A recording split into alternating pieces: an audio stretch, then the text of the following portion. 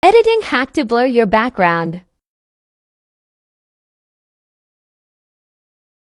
This is a highly requested video on how I edit my photos, so I'm going to be showing you guys how I do that using this app called Snapseed. This is the photo that I'm going to edit. There are currently no edits on it, and I am going to first apply my preset. So this is what the photo looks like after I apply my preset. You can see here is the before and here's the after.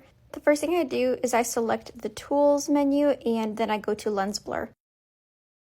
If I slide my finger up and down on the screen, you can see a couple different tool options. The first thing I'm going to do is go to the blur strength. I'm going to make that about 10, and then I'm going to go to the transition and make that 0, and then back to the vignette strength, also going to be 0. Now I'm just going to pinch this together to make it as small as possible, and then click the check mark. The next thing I'm going to do is erase the areas that I do not want blurred. So I go to this button right here and then view edits.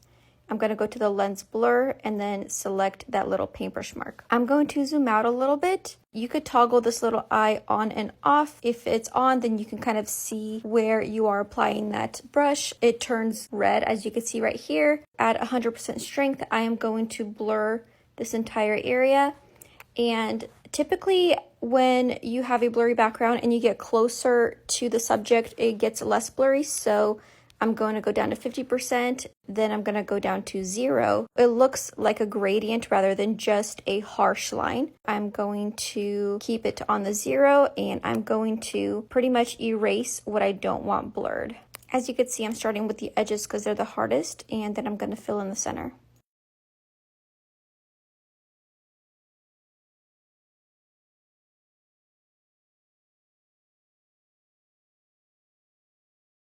If you find that you make a mistake, just go ahead back up to 100 and just blur out what you accidentally erased.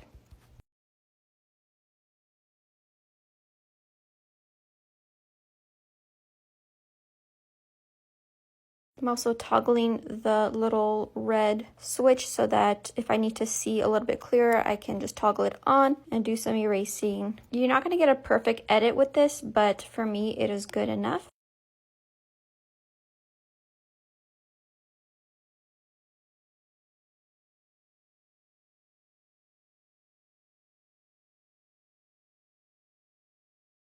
And then I click the check mark and we are pretty much done with blurring the background out. You could see this is the before and this is the after. I may add a couple more edits that I'm gonna just do off camera.